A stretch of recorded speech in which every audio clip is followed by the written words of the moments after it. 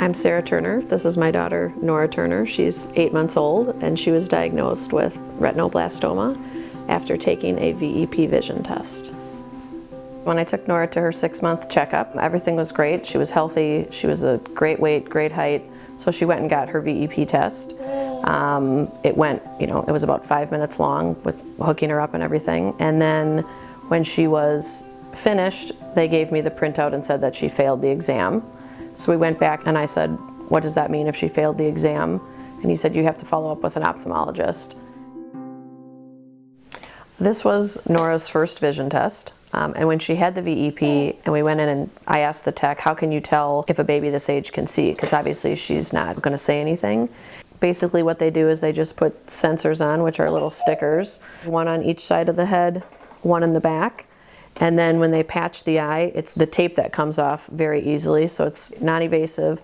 The first doctor who said, I think that it's retinoblastoma, I had no idea what that meant.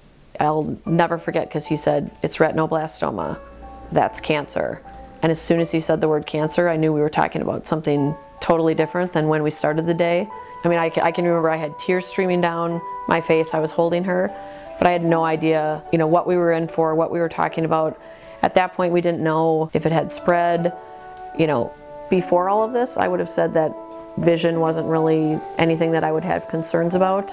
They kind of do the little flash and say everything looks good. They look into the ears, everything looks fine.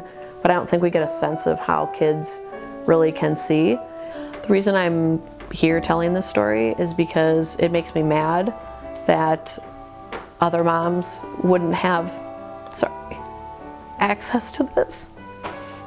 And if we had been in Minnesota, we wouldn't know right now. We would be years down the line thinking about removing her eye or maybe dealing with brain cancer. And so it makes me mad that it's such a simple thing.